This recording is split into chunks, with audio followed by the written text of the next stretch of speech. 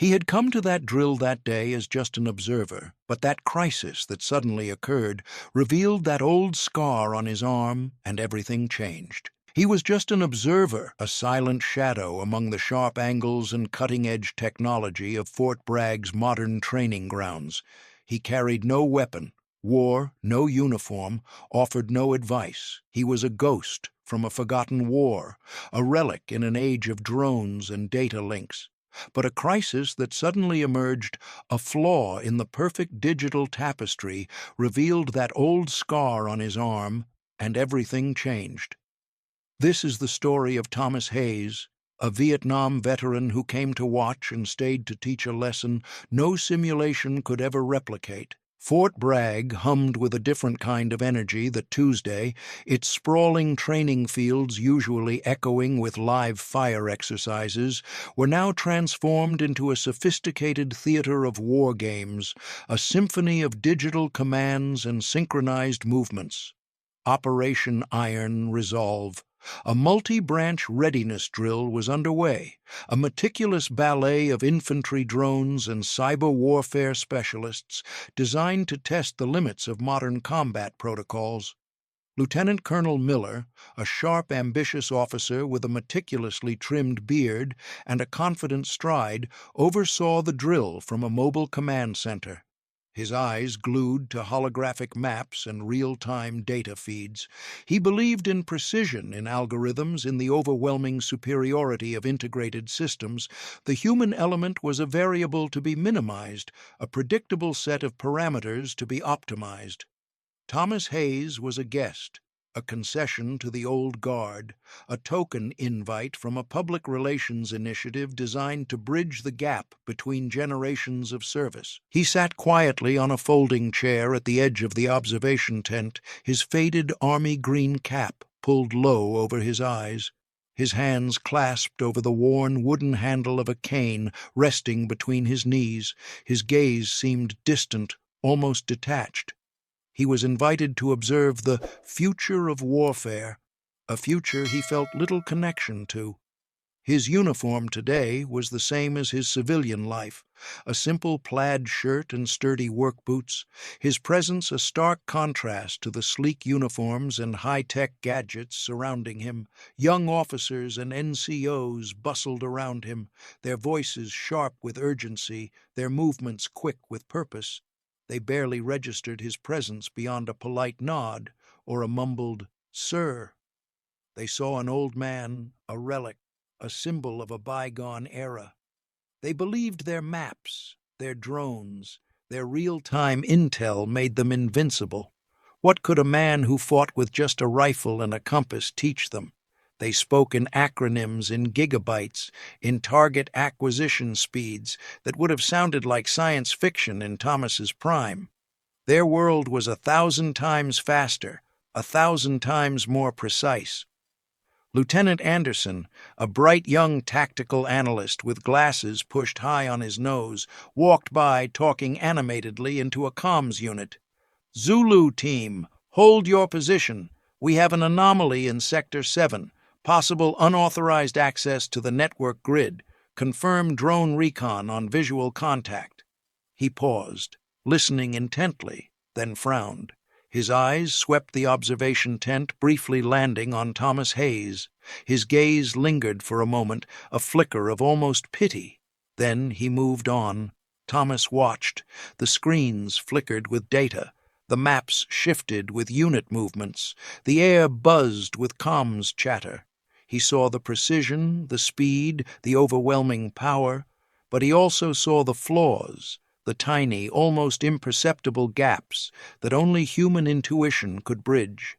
The over-reliance on data, the blindness to the unexpected variable, the almost arrogant belief in their own perfect systems. He watched a simulated ambush unfold on screen, a flawless execution of modern tactics, eliminating the enemy without a single friendly casualty. It was impressive, clinical, almost beautiful, but it lacked the messy, unpredictable brutality of real combat, the smell of burning flesh, the piercing screams, the unexpected flash of a hidden booby trap. Thomas knew that brutal reality far too well. His mind drifted back a jungle, a rain-soaked night, the distant thud of incoming mortar fire. He remembered the cold sweat, the pounding heart, the desperate clarity that only came when death was a breath away. He remembered the M16, heavy and reliable in his hands, the smell of cordite and damp earth, the faces of his brothers, grim and determined. His thoughts were interrupted by a sharp crackle from the main comms channel. Then Lieutenant Colonel Miller's voice, tight with sudden tension. L.T. Cole Miller. "Status report, Anderson. What's happening in Sector 7? The anomaly just bypassed our firewalls. We have a physical breach. Repeat, physical breach. This is no longer a drill." A stunned silence fell over the observation tent. The digital symphony disintegrated into static. The holographic map flickered wildly, unit markers turning red. The young officers exchanged panicked glances, their confident demeanor shattering. Kyle, the tech-savvy NCO, Thomas had observed earlier, was sweating profusely, furiously, typing at his console, his face pale, quile. "Sir, the breach is escalating. It's bypassing all our countermeasures. We're losing control of the perimeter drones. They're redirecting themselves. It's like they have a back door into our system." Thomas's head snapped up. His eyes no longer detached, but sharply focused. The digital anomaly was translating into real-world chaos. This was not part of the simulation. This was a genuine threat. He saw the panic spreading through the tent, the young faces contorting with fear and confusion. They were trained for digital threats, for protocol failures, not for something that tore through their carefully constructed reality like a ghost in the machine. L.T. Cole Miller. "Anderson, get me a visual feed. I need eyes on that breach. Who the hell is doing this?" The screens on the mobile command center flickered, then went dark. Lieutenant Colonel Miller slammed his fist on the console, his face contorted with frustration and anger. This was his drill, his perfectly planned exercise spiraling into an unforeseen disaster. L.T. Anderson. "Sir, we're blind. Our external comms are jammed. The perimeter is compromised. We can't identify the source of the breach. It's too fast, too sophisticated." His voice was high-pitched, strained with panic. Thomas watched the frantic movements, the desperate attempts to regain control. Their reliance on technology had made them vulnerable. He saw the fear in their eyes, a fear he knew intimately, a fear that smelled of chaos and uncertainty. He remembered a time when comms failed, when backup was miles away, when all you had was your training, your instincts, and the brothers beside you. This was that kind of moment, stripped bare of technology, raw and terrifying. He rose slowly from his folding chair, his movements deliberate, attracting no attention in the escalating panic. His limp seemed less pronounced, now replaced by a quiet stability that belied his age. He walked towards the main console where Kyle was still frantically trying to restore the feeds. KYL. "It's no good, sir. They've completely locked us out. We don't even know what's out there now. It could be anything." His voice cracked with frustration. Thomas placed a hand gently on Kyle's shoulder, a steadying presence amidst the chaos. Kyle startled, looking up with wide, panicked eyes, expecting a rebuke or a confused question from the old man. Instead, Thomas's voice was calm, low, but carried an unwavering authority that cut through the noise. "Tommy. The thermal imaging drone on Sector 7, Charlie Point. It's still active. It transmits on an analog frequency. They wouldn't have thought to jam that." Kyle blinked confusion, warring with a flicker of hope. Kyle. "An analog frequency. Sir, we phased those out 10 years ago. No one uses that anymore." Tommy. "Precisely." Thomas's eyes held a knowing glint. "It's old tech. They'll overlook it. It's a blind spot in their sophisticated attack. Find it." Lieutenant Colonel Miller overheard the exchange, his head whipping around his eyes, narrowed with suspicion and anger. He hadn't noticed the old man until now, a relic speaking of obsolete technology in the midst of a critical crisis. L.T. Cole Miller. "What is this man talking about, Anderson? Get him out of here. We don't need civilian interference right now." L.T. Anderson. "Sir, he's a guest, a Vietnam veteran. He just—" L.T. Cole Miller. "I don't care who he is. Get him out." But Kyle didn't move. He was already furiously typing, his fingers flying across the old console, trying to access the forgotten frequency. The desperation in his eyes was replaced by a surge of renewed hope. Thomas's calm had a strangely infectious quality, a quiet confidence that cut through the panic. Quile. "Sir, he's right. I found it. There's a faint signal. It's crude, but it's there." The screen on Kyle's console flickered, then slowly came to life.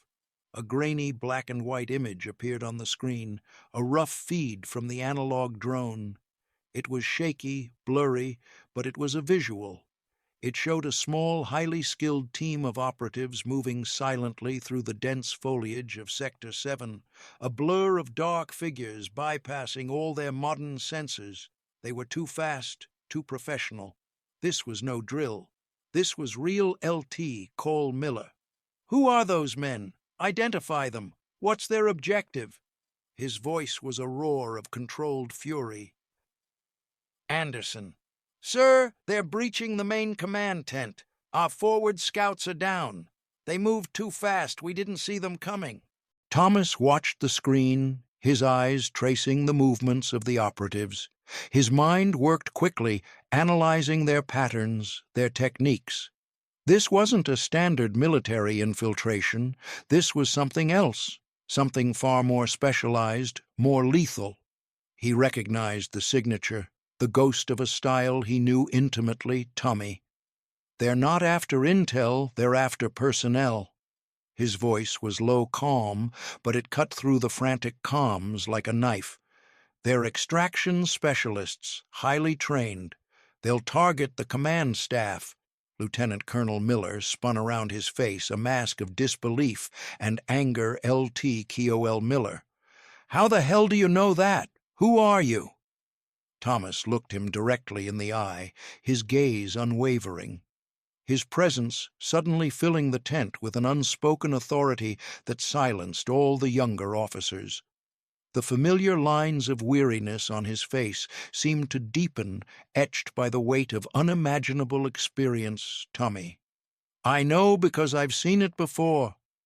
In that moment, as Thomas shifted slightly, his faded plaid shirt sleeve rode up just a fraction of an inch, revealing it.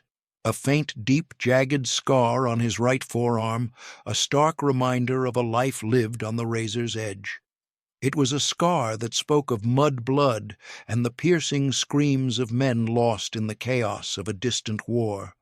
It was a map of battles fought not just with bullets, but with wits, with sheer will, with an unwavering loyalty to the men beside him.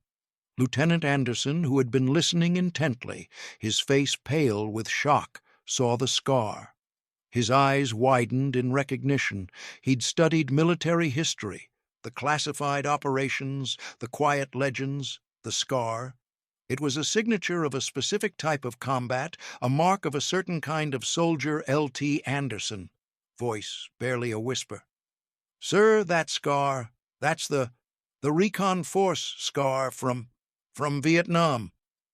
A stunned silence fell over the tent. The words hung in the air, heavy with unspoken history. The young officers looked at Thomas Hayes with a new terrifying respect, their initial dismissal replaced by dawning awe.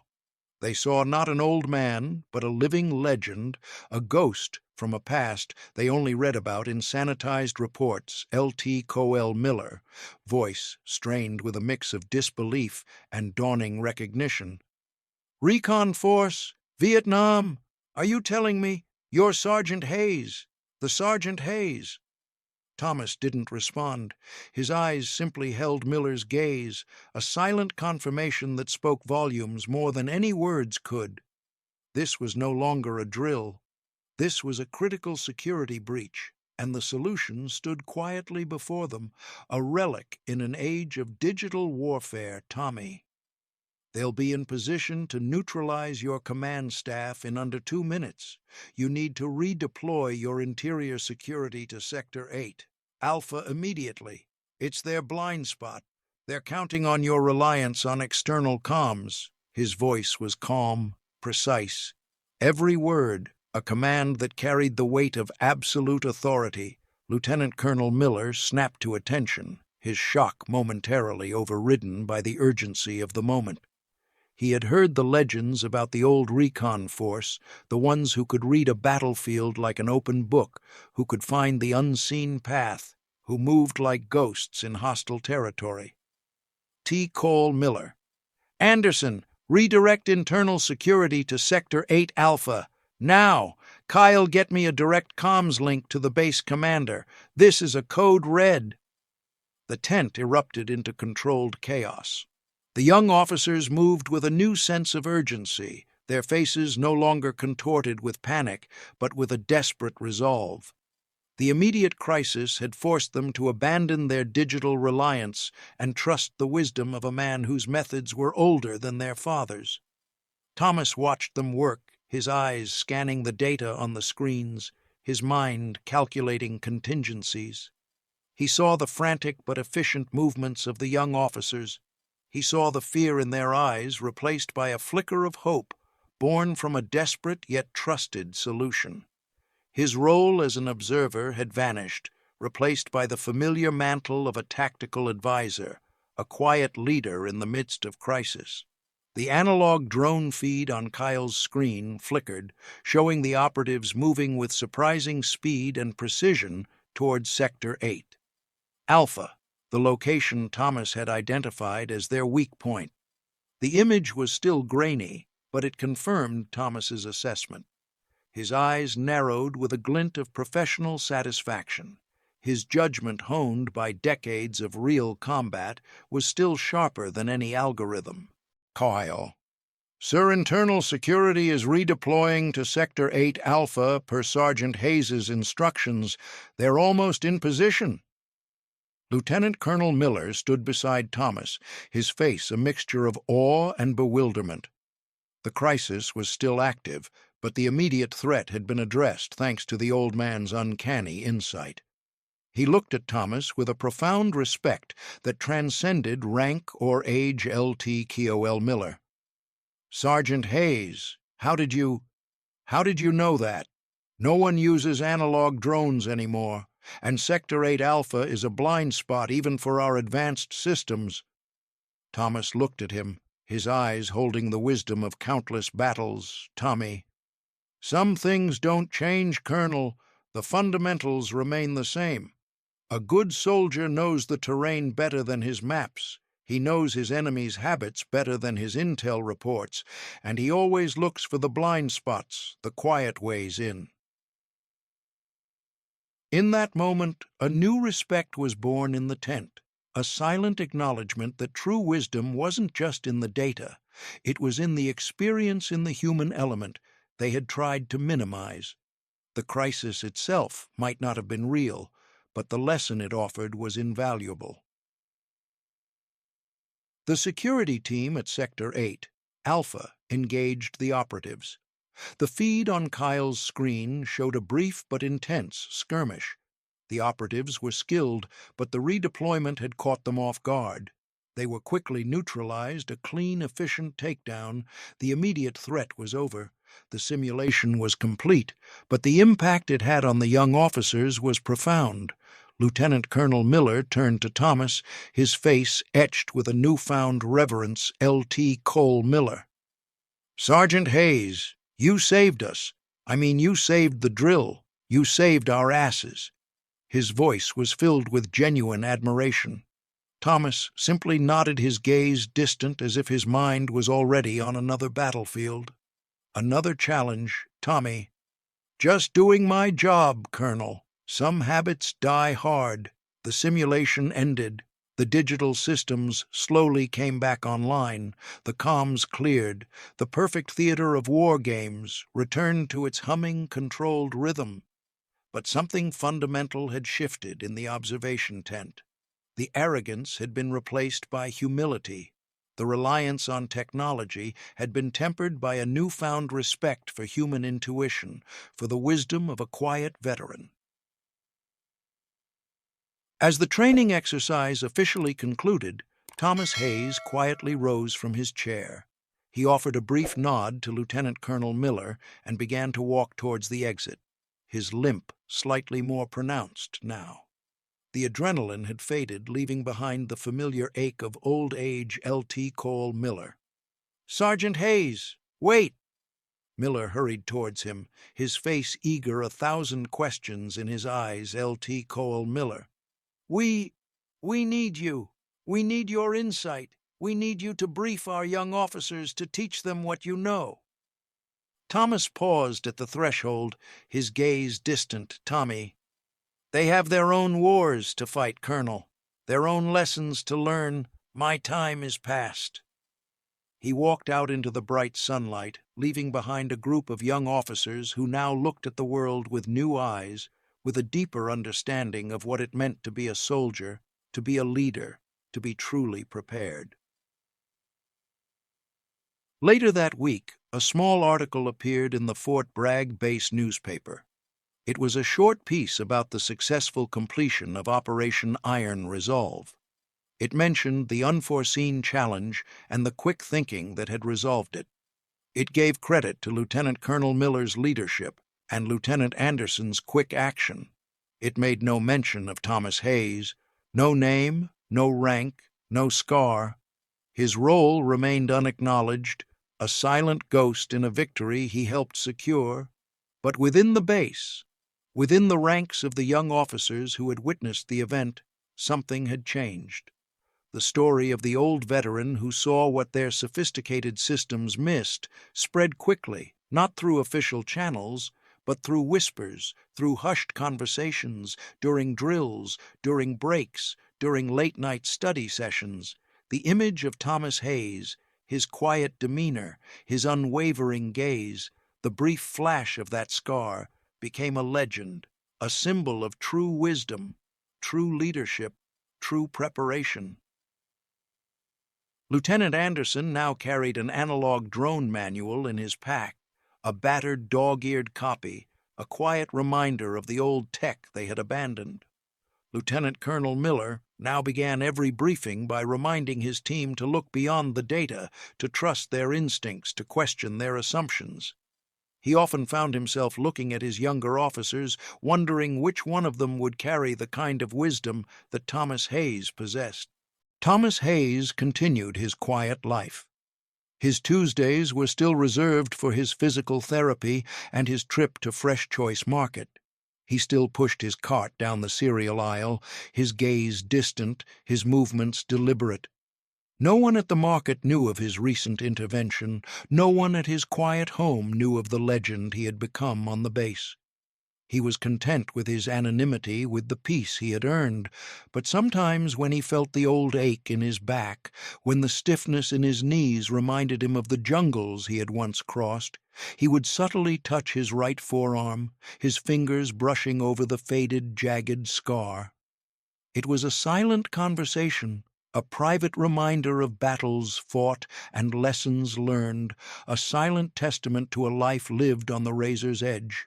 It was his mark, his history, his truth, a truth that now echoed through the hallowed halls of Fort Bragg, unknown to him, but alive in the minds of those who now sought to understand what it truly meant to be a soldier. Because some men don't need a medal to be a hero. They don't need headlines to be legendary. They simply live, they endure, they observe. And when the moment calls, they act without fanfare, without expectation of reward. And sometimes all it takes is a quiet old man and a single scar to remind a new generation that the greatest wisdom often comes not from data, but from the echoes of a war that refused to be forgotten. Because some men don't need a medal to be a hero. They don't need headlines to be legendary. They simply live, they endure, they observe. And when the moment calls, they act without fanfare, without expectation of reward. And sometimes all it takes is a quiet old man and a single scar to remind a new generation that the greatest wisdom often comes not from data, but from the echoes of a war that refused to be forgotten. Most people wouldn't have noticed the quiet observer in the tactical store, but a sharp lieutenant did, and now so do we. So I'll ask you, have you ever met someone like Thomas Hayes, someone who served, who never asked for praise, who never told their story, but whose wisdom changed lives? Anyway, write their name in the comments, tell us how they lived, say the quiet things they never would because they deserve to be remembered. And if this story touched you, subscribe to Intelligence Stories. We're here to make sure that men like Thomas Hayes are never invisible again. Their wisdom was earned. Now it's time we speak for them. We'll see you in the next story. And until then, if you ever see an old man standing quietly in a store, a training ground, or a classroom, don't ask him what he's done. Just give him space, because he's already done so much for us all.